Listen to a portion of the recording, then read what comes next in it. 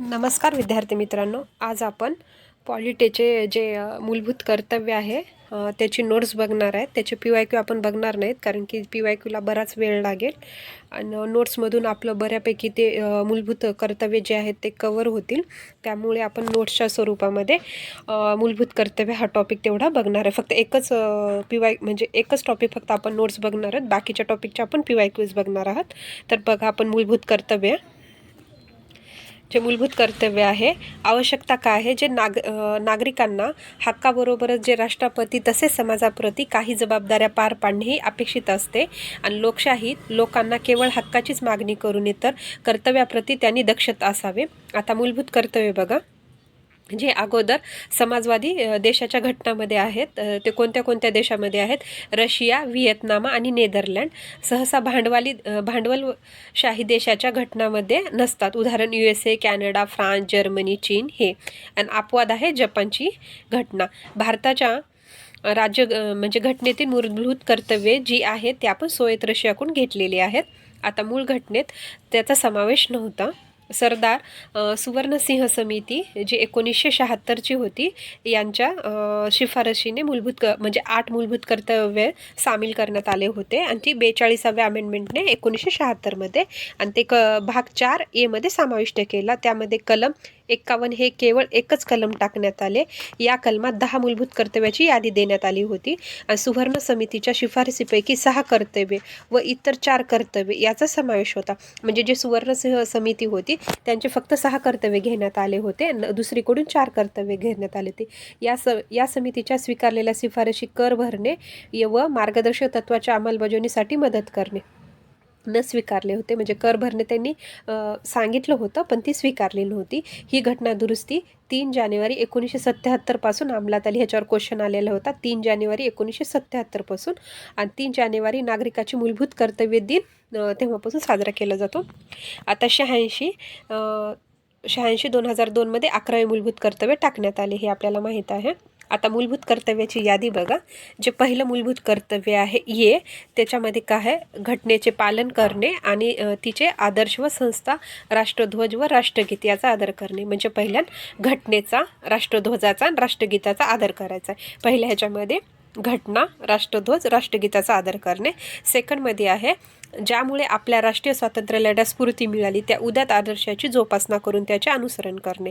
म्हणजे स्वातंत्र्य लढ्यासाठी स्फूर्ती मिळालेल्या उदात्त आदर्शाची जोपासना करणे. पहिल्यांदा काय करायचं? घटनेचं, राष्ट्रध्वज आणि राष्ट्रगीताचा आदर करायचा. नंतर स्वातंत्र्य लढ्यामध्ये स्फूर्ती उदात्त आदर्शाची जोपासना करायच्या. थर्डमध्ये बघा, भारताचे सार्वभौमत्व, एकता व एकात्मता उन्नत ठेवणे व त्याचे संरक्षण करायचं आहे. सार्वभौम, एकात्मता आणि हे काय करायचं? आपल्याला उन्नत ठेवून त्यांचं रक्षण करायचं आहे. 4मध्ये आहे देशाचे संरक्षण करणे व आव्हान केले जाईल तेव्हाच राष्ट्रीय सेवा बजावणे. देशाचे संरक्षण करायचे आहे, जेव्हा आपल्याला बोलवतील तेव्हा राष्ट्रीय सेवा बजावणे. 6मध्ये काय आहे? म्हणजे आता 5मध्ये बघा, ईमध्ये धार्मिक, भाषिक व प्रादेशिक किंवा वर्गीय भेदाच्या पलीकडे जाऊन भारतातील सर्व जनतेमध्ये सामंजस्य व बंधुभाव वाढीस लावणे आणि स्त्रियाच्या प्रतिष्ठेला उणेपणा आणणाऱ्या प्रथांचा त्याग करणे. याच्यामध्ये ईमध्ये ठेवा की स्त्रियाच्या प्रतिष्ठेचा, उणेपणाला, प्रथाचा त्याग करणे. 5मध्ये स्त्रिया, म्हणजे ईमध्ये स्त्रिया. Fमध्ये आहे संमिश्र संस्कृतीच्या समृद्ध वारसाचे मोल जाणून घेणे आणि जतन करणे. Gमध्ये आहे वने, सरोवर, नद्या व वन्यजीव यांच्यासह नैसर्गिक पर्यावरणाचे रक्षण करून त्यात सुधारणा करणे. Hमध्ये आहे वैज्ञानिक दृष्टिकोन, मानवतावादी, शोधक बुद्धी व सुधारणावादी यांचा विकास करणे. सार्वजनिक मालमत्तेचे रक्षण करणे व हिंसाचारा निग्रहपूर्वक त्याग करणे. राष्ट्र सतत उपक्रम व सिद्धी यांच्या चढत्या श्रेणीत गाठत जाईल अशा प्रकारे व्यक्तिगत व सामुदायिक कार्यक्रमाच्या सर्व क्षेत्रात उत्तमत संपादन करण्यास झटणे. Kमध्ये आहे जो जन्मदाता असेल किंवा पाल्य असेल त्याने आपल्या पाल्यास त्याच्या वयाच्या 6 वर्षापासून ते 14 वर्षापर्यंत शिक्षणाची संधी, म्हणजे 6 ते 14 हे एकदम लास्टला कर्तव्य टाकण्यात आले होतं, 11वं. अशा प्रकारे आपले हे 11 कर्तव्य झालेले आहेत. आता पुढे बघा, मूलभूत कर्तव्याची वैशिष्ट्ये कोणती आहेत?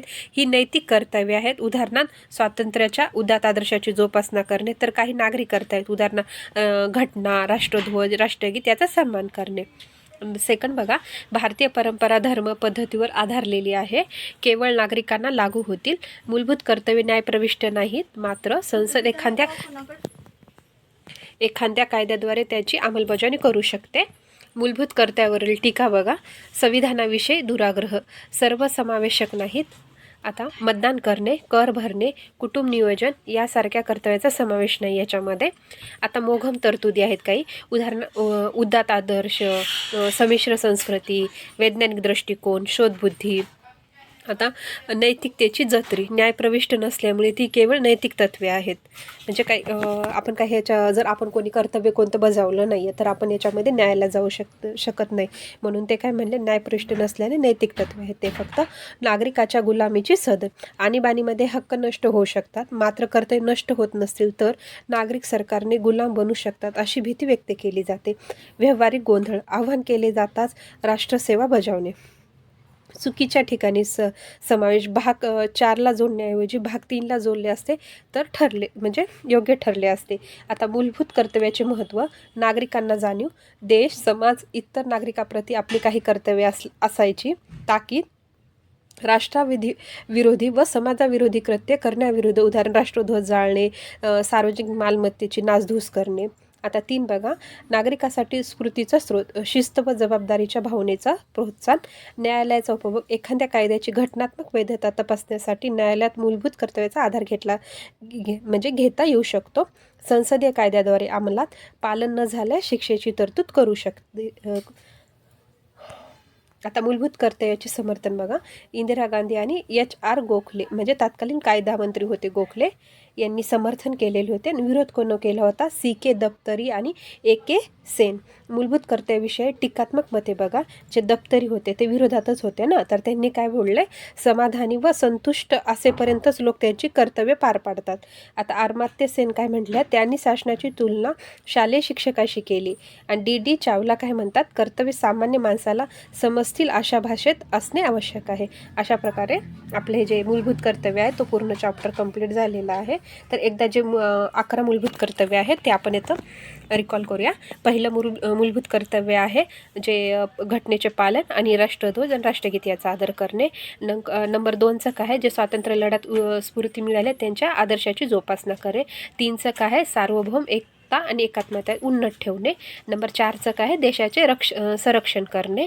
नंबर 5चं काय आहे, ते धार्मिक आणि भाषिक प्रादेशिक भेदापलीकडे जाऊन जे स्त्रियाची प्रतिष्ठा उणेपणा प्रथांचा त्याग करणे. 6 नंबरचं काय आहे, संमिश्र संस्कृतीच्या समृद्ध वारसाचे जतन करणे. नंबर 7ला काय आहे, वने, सरोवर, नद्या, जीवनसृष्टी म्हणजे पर्यावरणाचे रक्षण करणे. एकंदरीत शॉर्ट ह्याच्यामध्ये केलं. आणि नंतर 8ला काय आहे, वैज्ञानिक दृष्टिकोन, शोधबुद्धी सुधारण्याचा विकास करणे. आणि 9ला आहे, सार्वजनिक मालमत्तेचे रक्षण करणे, हिंसाचाराचा निग्रहपूर्वक त्याग करणे. नंतर 10ला आहे, राष्ट्र सतत उपक्रम सिद्धी यांच्या चढत्या श्रेणी गाठत जाईल अशा व्यक्तिगत सामुदायिक कार्याच्या सर्व क्षेत्रात उत्तम संपादन करण्यासाठी झटणे. आणि आपलं 11वं तर आपल्याला माहीत आहे, जे पाल्य आहेत त्यांचे म्हणजे वडिलांना आपले जे पाल्य आहेत त्यांना त्यांचं 6 वर्षापासून ते 14 वर्षे शिक्षणाची संधी त्यांना उपलब्ध करणे. अशा प्रकारे आपला जे मूलभूत कर्तव्य जो चॅप्टर आहे तर हा खूप छोटा आहे, पण ह्याच्यावर एक ना एक क्वेश्चन आयोगाचा राहतो, त्यामुळे तो तेवढाच इम्पॉर्टंट आहे. जर आपण क्वेश्चन घेतले असते तर आपला बराच वेळ गेला असतो, त्याच्यामुळे हे शॉर्टकटमध्ये घेतलेलं आहे नोट्समधून. तर बाय.